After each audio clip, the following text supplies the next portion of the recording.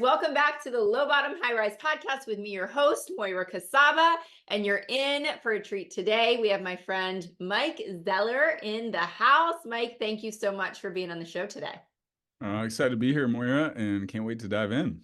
Yes, I'm thrilled to have this conversation, and I'm just so thrilled to be able to share it with my audience. You have been in places like Forbes, Business Insider, Huffington Post. You've been all over in the media.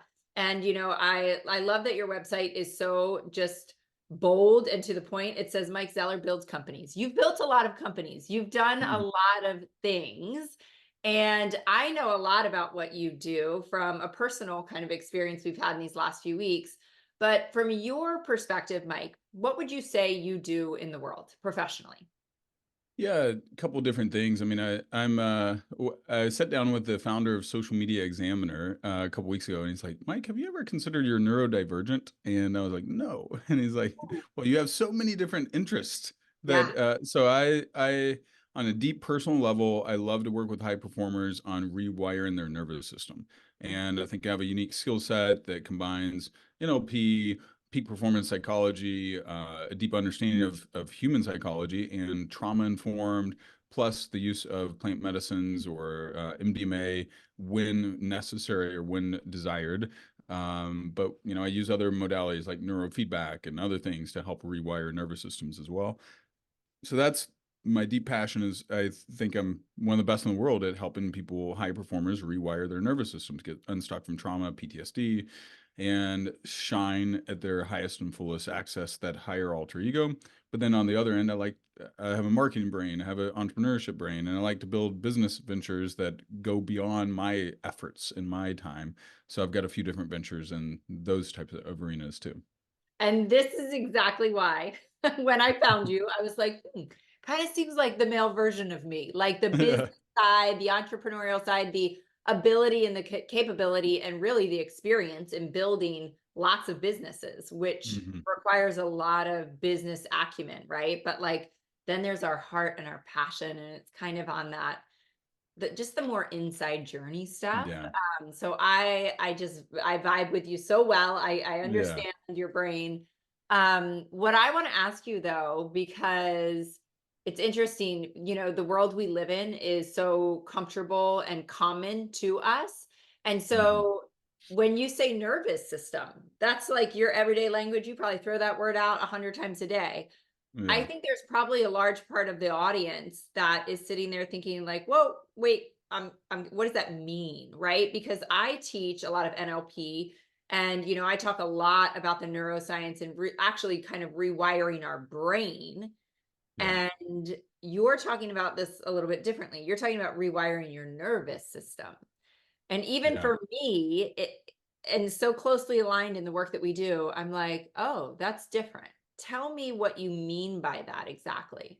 Yeah, I for my specific processes, I consider like doing deep neuro rewiring, and really it came to me, was thrust upon me. I was deep into mindset and peak performance, but then when my wife got pregnant with our daughter, it began a basically almost 3 year battle with depression and PTSD and complex PTSD and panic attacks 3 or 4 or 5 times a week, and I was like, the mindset stuff wasn't working and my NLP wasn't working. I was like, oh crap, something else is happening here. And it's like her nervous system was just stuck.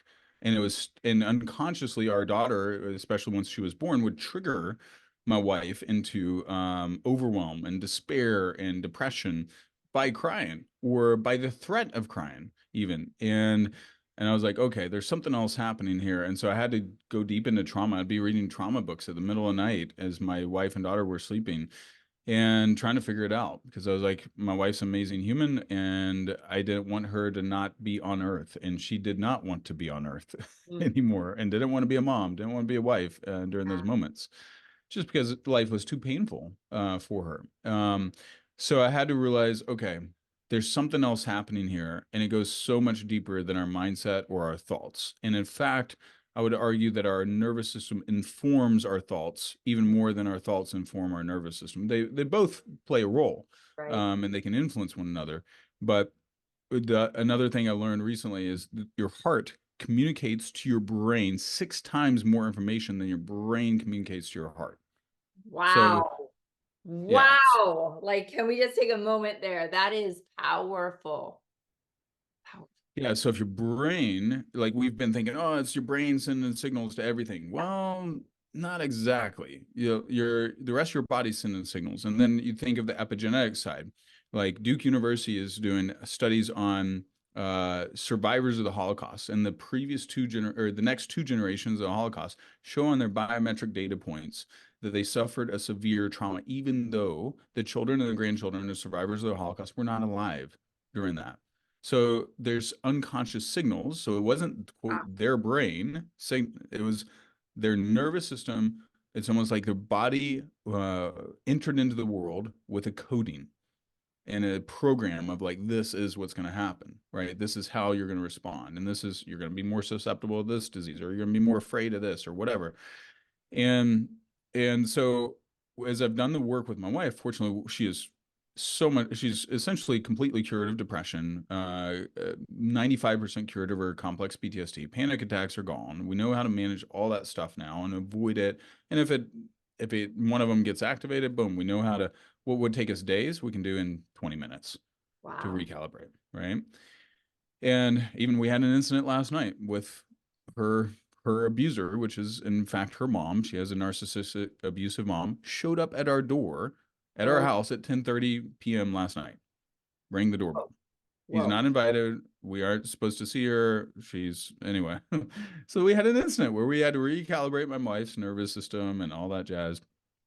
And I was, calm and collected overall through the whole thing. But um, so I think what I didn't understand for years, but what I'm now studying like crazy, like just reading books nonstop, listening to podcasts, if we can rewire our nervous system to like that next level of performance, that next level of love, that next level of heart connection, that next level of joy. Like I have access to levels of emotional joy that I couldn't have imagined touching 2 years ago.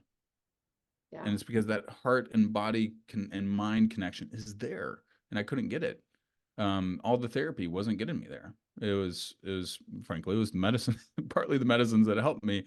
Yeah. Um, and anyway, so I'll pause because I keep going sometimes. Because there's so much here. I'm like, it's blowing my mind. There's so many things. So I want to dig even deeper on literally like the definition and how you would define nervous system, right? So that's Mhm. number one. Number two, epigenetics. I've played with it, studied with it, gone down that rabbit hole since it kind of came on the scene, maybe for me, for the general public, Yeah, maybe 20 years ago. Fascinating, which I think we want to define that a little bit. But you just kind of broke through something for me, even. I've heard generational trauma, and I'm such a spiritual person, but at the same time, I'm such a science person. I'm very much both ends of the spectrum. And when I hear generational trauma being passed down, like even I mhm. kind of scoff it off as like, all right, whoa, like we Yeah, don't have to get that woo, like we don't have to go.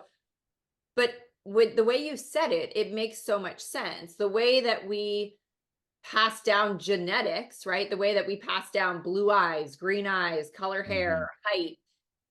You're talking about this trauma, of course, it imprinted right in their physiology. yeah, So how could that not be passed down? correct. Like, whoa, yeah. Yeah. And so there's this book, The Field, and it talks about research that they've done. And this is kind of mind blowing and sounds wild. But they did an experiment on 700 salamanders. Okay. And what they would do with these salamanders is they would take their brains out. Okay. Ooh, This is legitimate, like scientific research in journals. Take their brains out, slice them, dice them, grind them up like ground beef, right? Put them back in the salamanders. And as long as the brains were still there, meaning the physical matter was still there, no matter if they sliced and diced or ground them up or whatever, the salamanders would go back to functioning. Literally go back to eating and operating essentially normally. And so what they have found, and what they can actually measure in some advanced tools, is almost the salamanders had the brains had an energetic holographic imprint.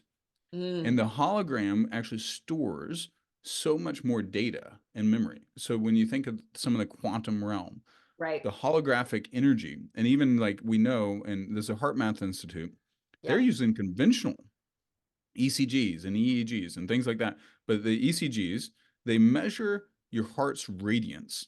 And Yeah. when you're in a state what they call heart coherence, which I have a video on my YouTube about that, but in the state called heart coherence, your heart radiates an energetic or magnetic field that can be measured scientifically up to 8 feet. It's amazing. So versus if you're in a state of fear or doubt, right? Then your heart is like radiating inches Yeah. versus this magnetic. Like when you step on stage and you're just on fire and you're delivering your talks and you're charismatic and powerful and high energy, guess what? Your heart is like extending out into the audience and they can feel it. Yes. Or Tony Yes. Robbins, right? Yeah. So, and then we think about back to our nervous system, Yep. skeletal muscle cells. Do you know how long an average skeletal muscle cell lives? Is that where 15, 15? 15, 15 years. I was gonna say 7. Yeah. 15. Yep. Wow. So when you think this muscle memory is a real thing, red Yeah. blood cells live an average of 115 days. So not even a third of the year, right? So you think this muscle memory is real. So it's like, all right, whatever happened in 2009, our muscle cells many of them were still alive then. And then as they die off, they send signals to the new cells. This is what watch out for this, stay in this pattern, boom. And then when we're born into the world, here's another crazy thing. So when you had your children, do you have any daughters? I do. Yep. Okay. All right. So when one or two? 1. One. All right. So when your little girl was in your womb, whatever was happening to you, she has, her eggs inside of her. Yes. I've thought And about this. I thought about that the day she was born, but go ahead. yeah, imprinted upon her eggs what is All the the energy and the trauma or whatever is happening in your life, the stress, the joy, the peace, this yeah. whatever, anxiety, whatever's happened maritally, it energetically leaves a little bit of an imprint. I did a session in private, MDMA session with a high performing leader last weekend in DC. This is 8 days ago. And she never felt loved by her mom growing Mm, up. And in this session, because she was connecting energetically and spiritually with her little baby self, but she also saw that her mom never felt loved by mm, her mom.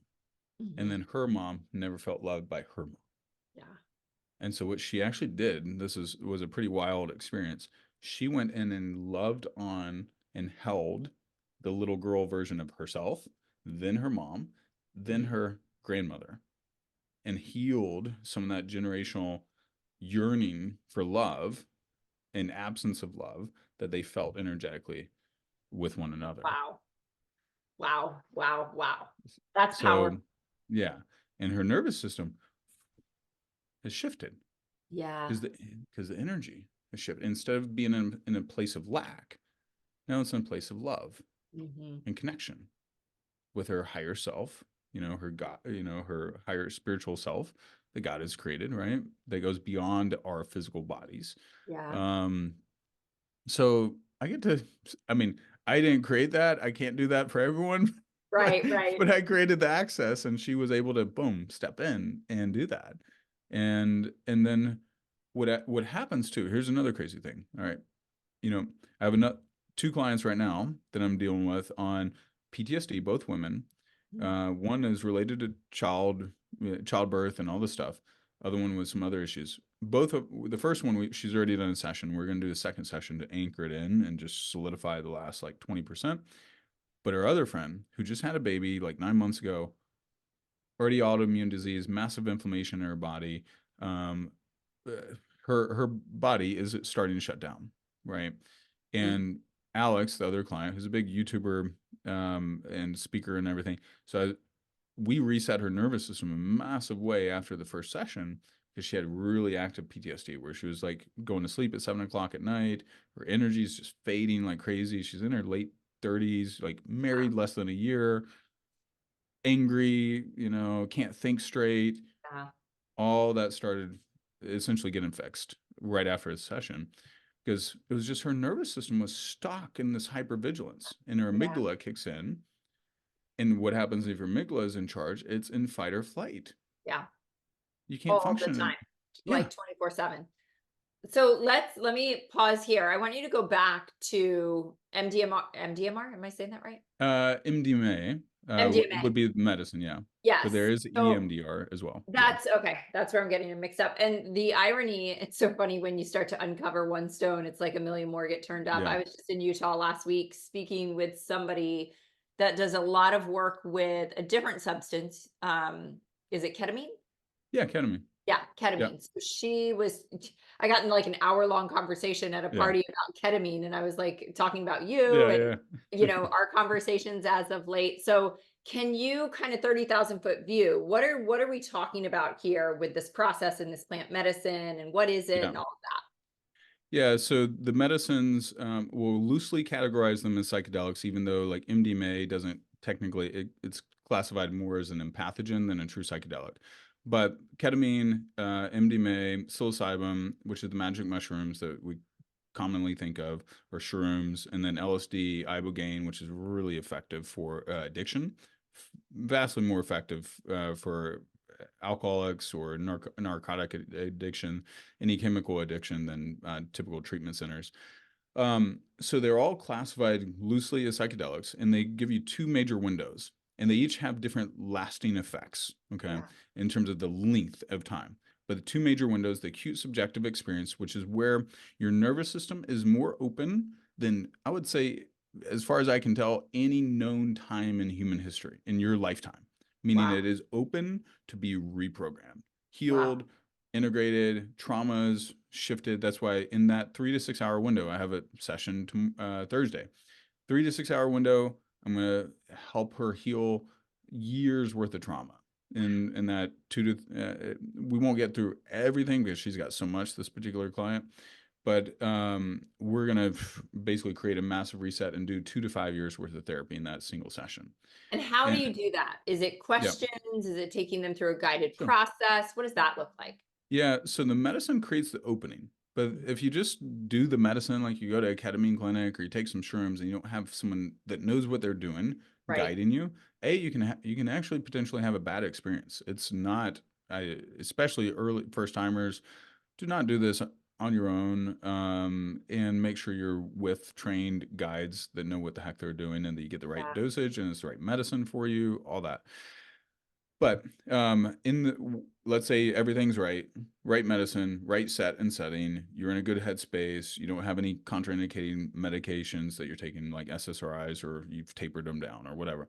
Well, we go in and then the medicine creates this opening in your nervous system. And the MDMA is my preferred one for a lot of the work because you're basically guaranteed to have a good experience. Yeah. The MDMA floods your body with a feeling of safety. So Mhm. literally your body feels safe, so that's the first thing. Then you often feel love and empathy, and oftentimes joy, especially as you work through some of the hard stuff. But the safety now, because your nervous system feels safe, Mhm. every single time someone will walk in, we have 3 or 4 things we're aware of, and then several new things pop up. We often don't Wow. even get to the 3 or 4 things, all of them, because these other 2 or 3 things were actually big things that Right. your body was too overwhelmed by that it was Yeah. like, I'm just going to bury that. Mm. I don't even want to think about that. Yeah, yeah, yeah. And now you Wow. have safety, and then your body's like, whoop, let's get rid of this. Yeah, here's an opening. Mm. And then I'll go in.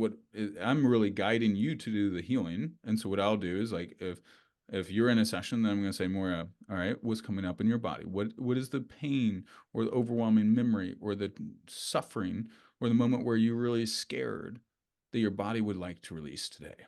And it's Mm. been running in the background for 30, 40, 50 years or whatever, right? For some of us, you're not 50, but but however long, right? It just Yeah. depends on clients that are as old as 60, right?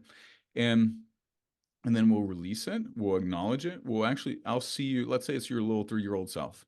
You invite that 3-year-old self to crawl up in your lap or sit next to you on a couch, and you'll listen to her. and you'll let her share her feelings and acknowledge where she was overwhelmed and where she was scared, and then so you want to let her vent and get her feelings out. You don't want, because she's been buried and suppressed, and then you want to hold her in safe space, validate those feelings, and then love on her, and then remind her, ultimately inner child work I'll guide to, like, um, thank her for how she's tried to serve you, Yeah. so she feels acknowledged and seen, and then ask her, you know what, it's time for another part of you to lead.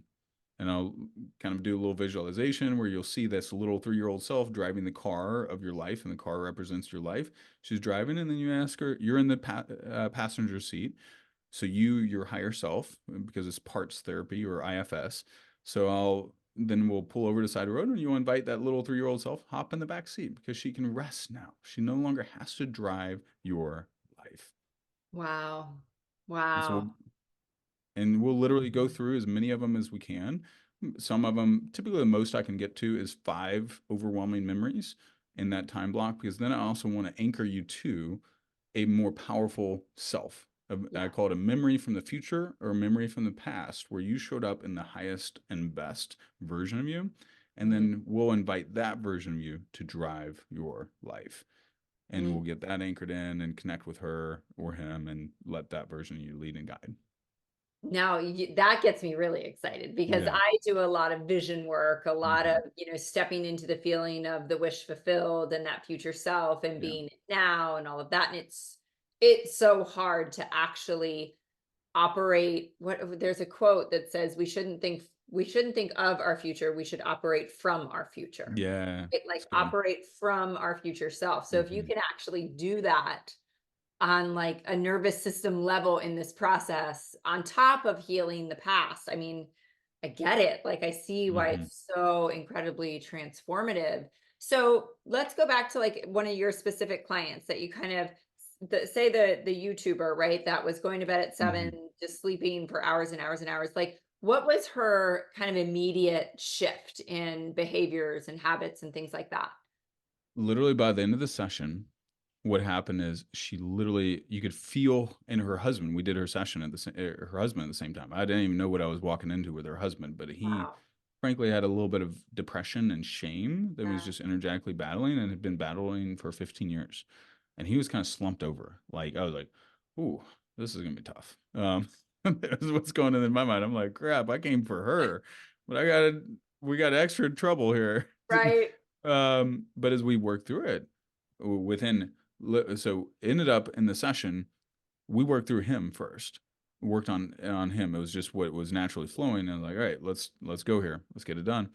And an hour and a half in, it's like his shoulders came back, his energy of shame was gone, and he starts strutting around the room like he's Julius Caesar or something. Like, he was full of energy and Wow. confidence. His confidence was, and she's like, "Ooh, I love this man. Yeah. Where's he been? Yeah. I want him. I'm so glad he's back." And you could literally see in his face, it was like he had a cloud of gray over his face, and his face shifted to where it's like sunlight beaming through him. Wow. And it stayed that way. We just did a session, or an integration call a couple of days ago. Still strong, anchored in. His face and his countenance is still full of that Yeah. joy. And then I did some alter ego work where he's like developing that connection with that higher level self version of himself. And so that gave her also, it was perfect, because it actually gave her the sense of safety, that she could be vulnerable and navigate her Mm. self. Because if she's kind of being the one of strength in the Yeah, yeah, relationship, she didn't feel safe to unwind. right. And so then now she could rest in his arms as we're working on her, and her overwhelming. She had one memory that we knew of, and 2 others that popped up that she had totally forgotten about. Right. And so 1/3 of the memories we were aware of that we dealt with that day. But her nervous system, as we went through each one of them, you could feel her nervous system just let go. And it's almost like her body Yeah. just a bit, gave a big exhale, especially as we worked through all 3 of them. And then she was laying on the couch, and she starts waving her legs in there. She's like, I feel so flexible. I haven't felt this flexible for years. And her body literally relaxed. And Wow. then I talked to her, checked in with her the next week, and she's like, Mike, I forgot like how I had lost my creativity. I had lost my juice in my business. I was just surviving, going through the motions. She's like, all that came back. I could think again. I got inspired again, and my energy and all of her energy and her stamina came back. Started coming back right away, basically. And I gave supplementation and other habits. Now, what I also guide people to do is like, all right, so the second window, so you got that acute window, acute Right, subjective right. effects. This is from a research report in 2023, Nardo.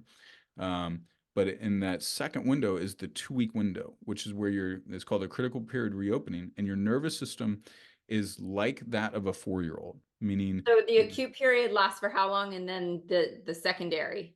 yeah, for the acute window for MDMA and psilocybin, it lasts 3 to 6 hours. Now, for Okay. ketamine, you mentioned ketamine, it's 30 minutes to an hour and a Oh, half in the acute wow. window. So it's not very long.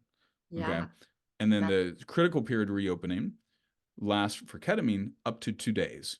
For MDMA and psilocybin, up to 2 weeks, actually over 2 weeks. oh, So that's wow. why those medicines are so much more powerful if you can Right. get access to them.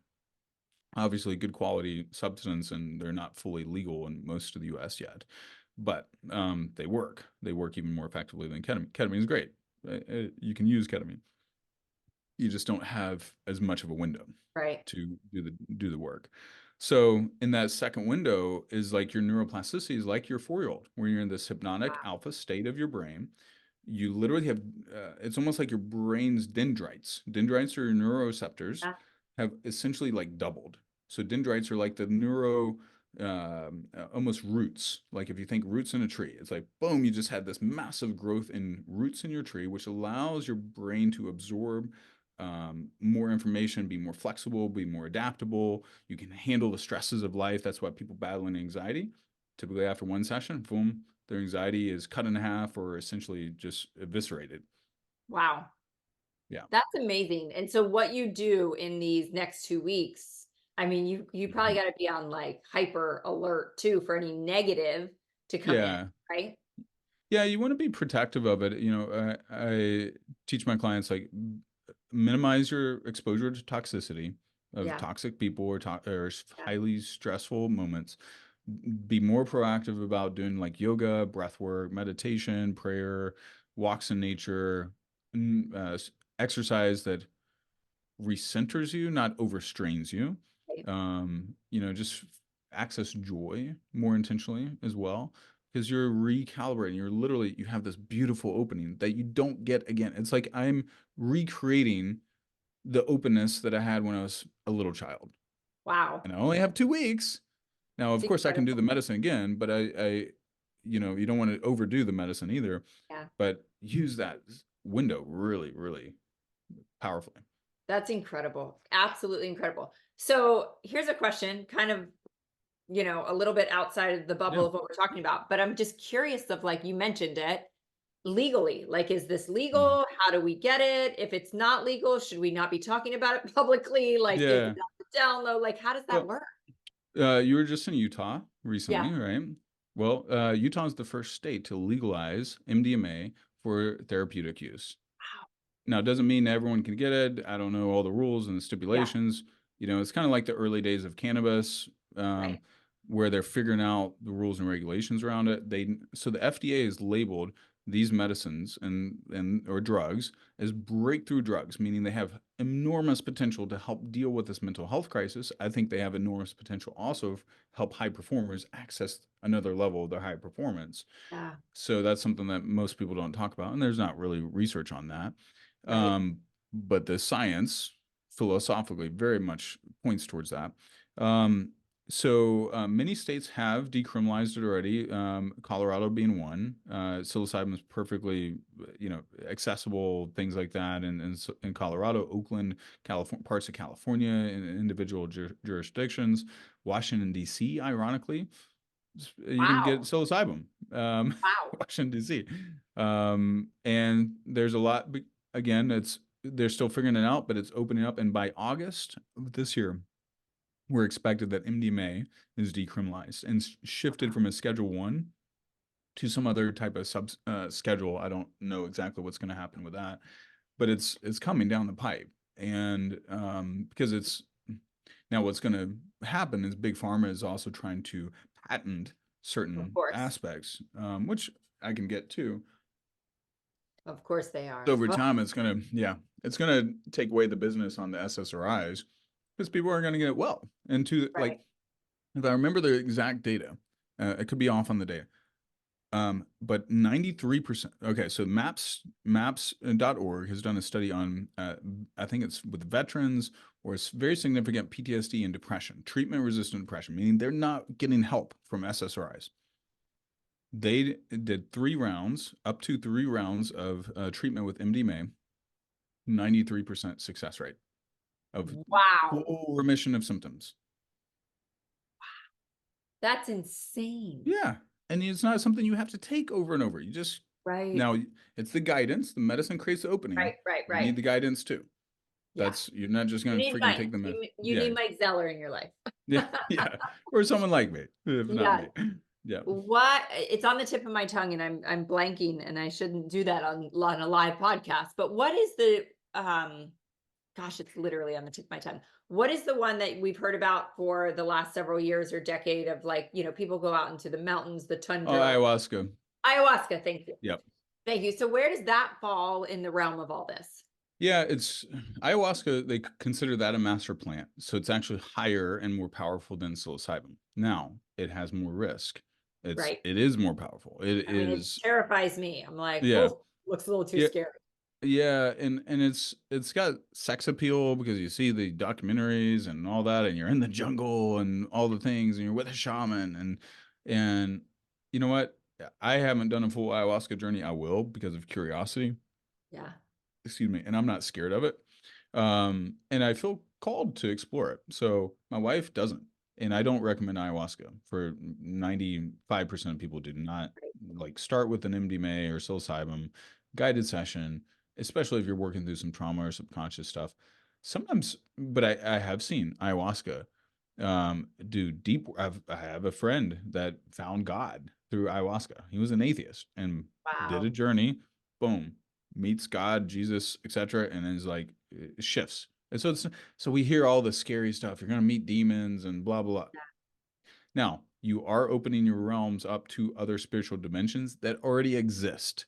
They're Right. already affecting you. Right. So, Right. Right. but you need to have a really good shaman, like that really knows their stuff because Yeah. ayahuasca is intense. And but I've also a book I just finished a couple weeks ago, Fellowship of the River. Dr. Joseph Tafur, he's a MD, U.S. based MD, but he also became a shaman. Mm. And some of the U.S. patients that were dealing with chronic fatigue or this or that, I think he tells a story while one of his patients or clients was on ayahuasca. She had a head trauma injury, okay, and none of the Western medicine could figure out how to fix it. Well, while on the medicine, it was like he could see dark streaks on the place on her head where she had suffered the trauma. Wow. And literally, while they're on the medicine, what the shamans do in this particular group is they sing to the trauma, sing to it. And his master shaman sung to the trauma and it lifted. Wow. And she's been having migraines, like massive migraine Yeah. issues for like years. Migraines essentially are gone Wow. rest of her life. And That's that, incredible. yeah. So there's just dimensions that we don't understand that Yeah, other for sure. medicines can access and yeah, but we got to respect it. And some people are a Yeah. little flippant about even MDMA and Right. psilocybin.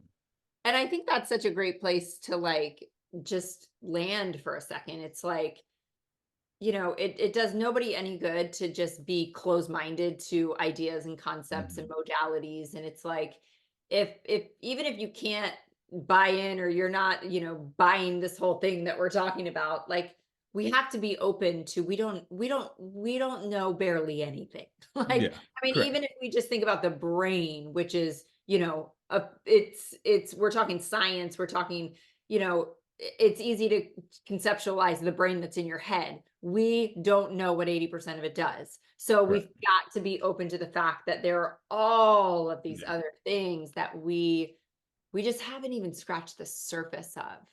I want to bring you Right. back to something you mentioned earlier when you said, because as a recovering alcoholic, 25 years addiction, in my family and my Mhm. genetics, there's such a fear, right? Like, I mean, I've heard about these ayahuasca things Mhm. forever, and I'm like, oh, I couldn't roll the dice and risk that, right? Yeah. Will it trigger addiction, whatever? But this seems, and don't worry for to my audience, I'm not going down the rabbit hole yet, but this seems so much more. I mean, we're talking, there's a very fine line between this and, a prescription drug that you take for anything else. Right. Like, you're just altering your state. So, but you mentioned that there was one that you touched on that you said is proving to be more powerful to help with addiction. So can you speak on that a little Yeah, bit? it's Ibogaine. So there's Ibogaine treatment centers around the world, not as much in America, although I had a friend that had an Ibogaine treatment center, but too much regulation and just, our government's bureaucratic and slow on a lot of things. Yeah, but Ibogaine, so it's from a plant. The plants are commonly in Africa and other places around the world, including I think South America as well. Mushrooms, the psilocybin mushrooms grow in most of North America and South America. There's 70 different types of psilocybin mushrooms. You could probably go in your backyard or a forest locally and find some psilocybin mushrooms. I don't know what they look like, but um, but it's super powerful. Like I've sent people to another guy that is a well-known and highly skilled, super knowledgeable. Like dude's a genius in this stuff, and he's a naturopathic doctor, Western educated, but he lives in Costa Rica, and he does 1 week treatment processes for addiction. 1 week, and it costs like $5,000 or $6,000. You know, Wow. so versus these things that are month long, 40,000, Right. they don't even change your chemical association with the drug. Right. Right. Oftentimes, a Right. lot of treatment centers will get you on another drug. Right. Um, So, especially That's with dealing amazing. with opioid, right? Yeah. And the side effects are so minimal, which is crazy. So like far less than the typical side effects.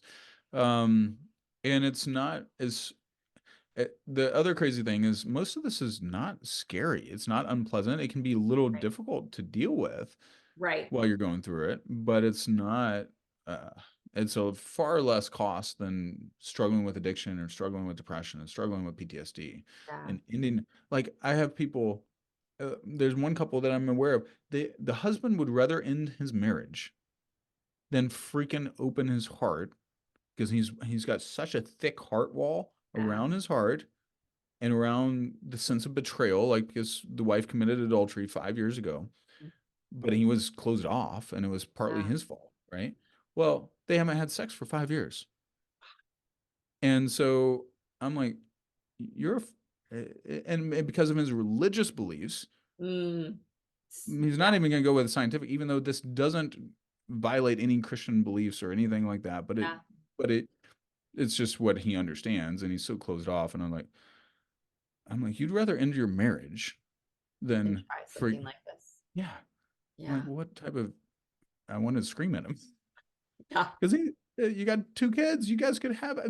great rest of your marriage. Like I have not seen a marriage. In fact, I just did 2 days ago. Did a session with a great couple running through some rocks and bumpy parts of the road, but they both entered their marriage with very difficult ex situations. Yeah. And guess what? They're not just in relationship with each other. They're in relationship with all the patterns, the family, the drama, blah, Right. blah, blah, Right. that they entered in. Well, we recalibrated them in a single afternoon, Wow. cleared out a lot of the resentment and the bitterness. And now that couple's much more open.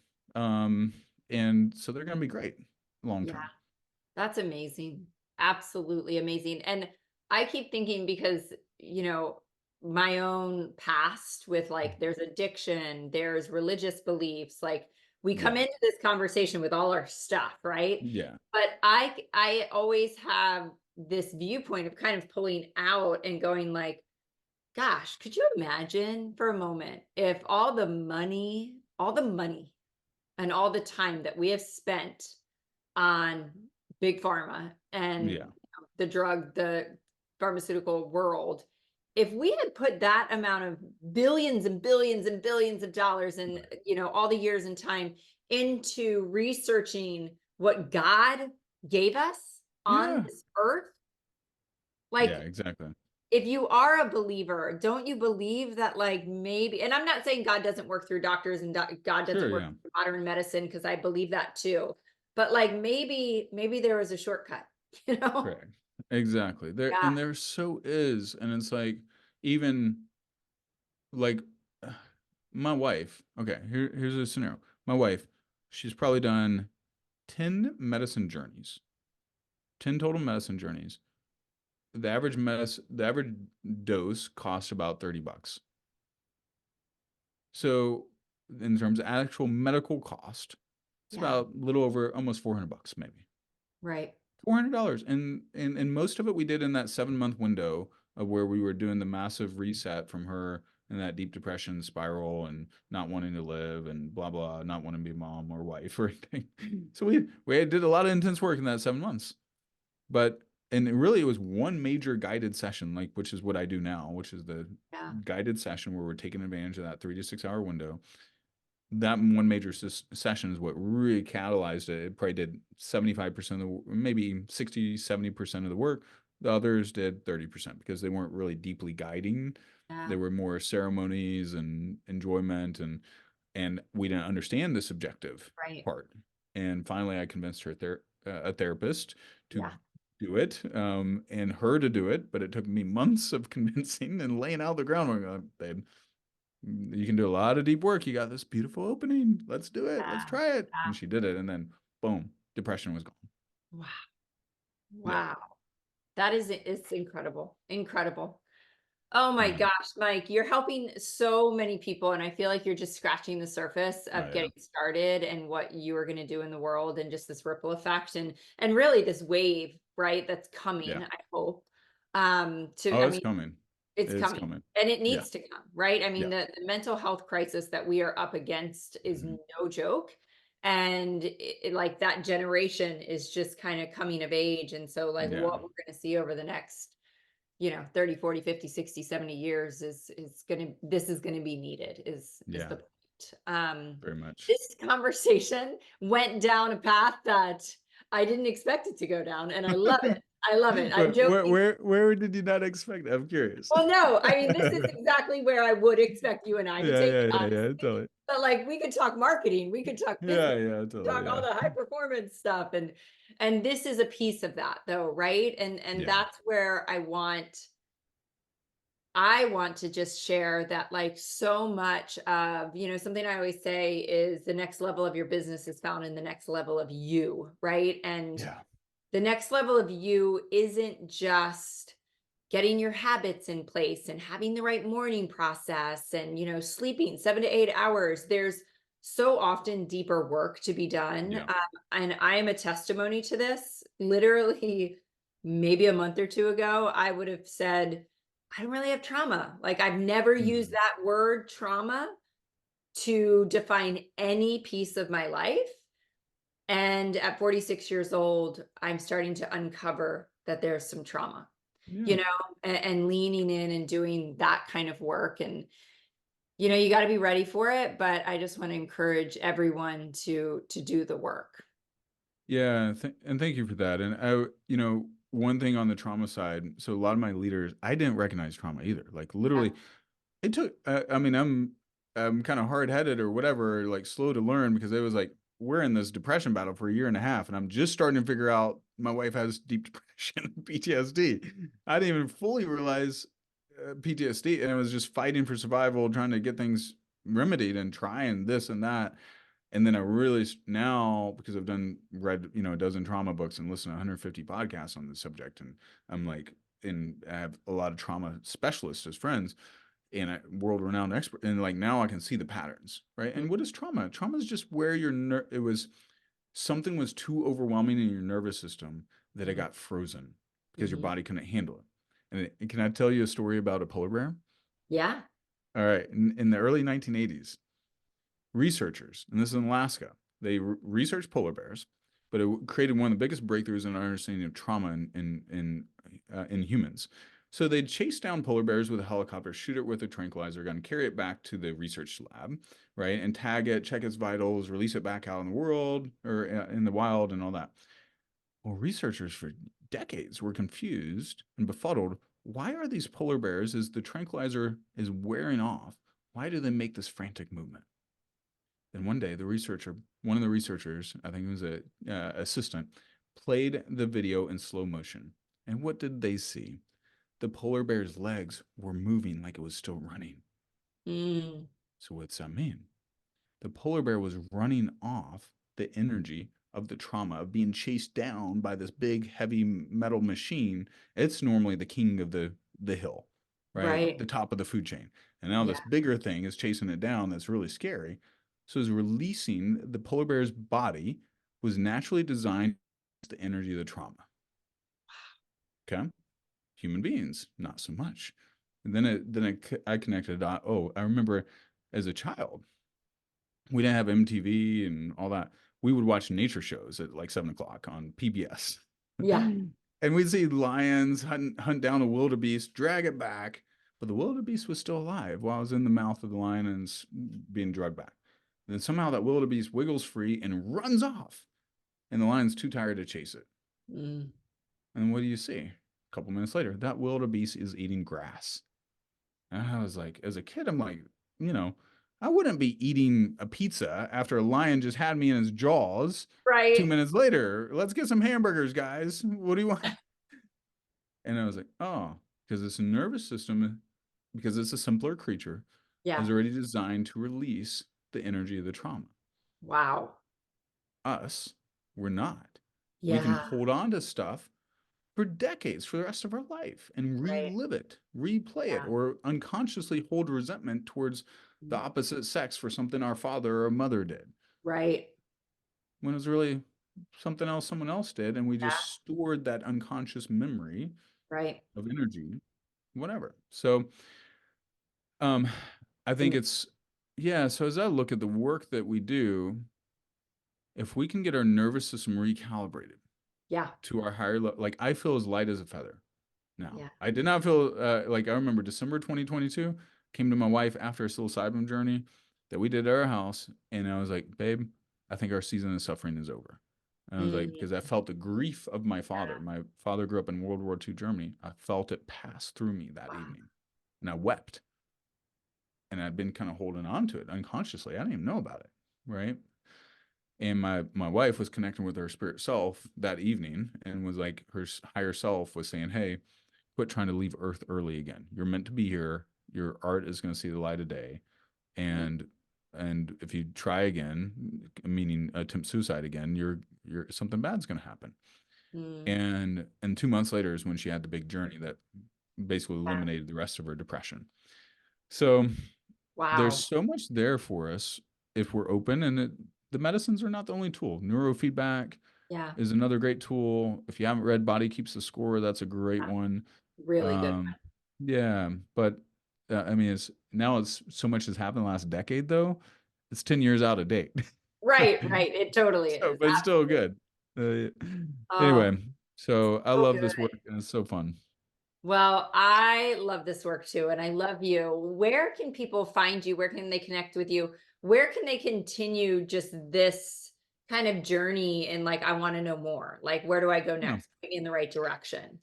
Yeah, from my resources, you can go to my YouTube channel, the Mike Zeller. I have a lot more videos coming out and plenty on the topics of rewiring your nervous system, working through trauma, mental health, plant medicines, even abundance, how to even use tools like this to help rewire yourself for more abundance.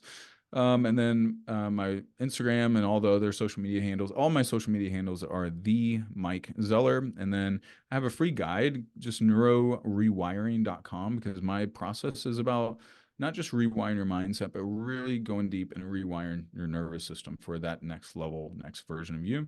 So that gives you the 14 most powerful tools of how to rewire your nervous system. So go there and then reach out to me if I can help. Also, I'll put this out there. Anyone severely battling mental health or depression or a close family member that's open to having a conversation, I will do whatever I can to help them, even if it, you know, I'm not the ideal person for them. I'll point you in the right direction. And at this time, I have enough space that I can allocate, you know, complimentary phone calls on that. So, Wow. Wow. Wow. Wow. That's amazing. yeah, Amazing. I'm thank you. afraid you're going to be inundated, but that's a good Well, thing, right? If yes, yes. people have the courage and they're ready to take that step, that's a beautiful thing. Yeah. So, oh my goodness. Thank you. Thank you. Thank you. Thank you from the bottom of my heart, Mike, Mm, for this conversation, for the work that you're doing in the world. Listeners, make sure you share this episode on your socials, share it with a friend, tag Mike, tag myself. We're both available in our DMs. We'd love to hear from you and the impact yeah. of this episode. Mike, thank you again for joining us. Thank you, Moria. Such an honor. Absolutely. All right, you guys, we will see you next week. Thanks for tuning in.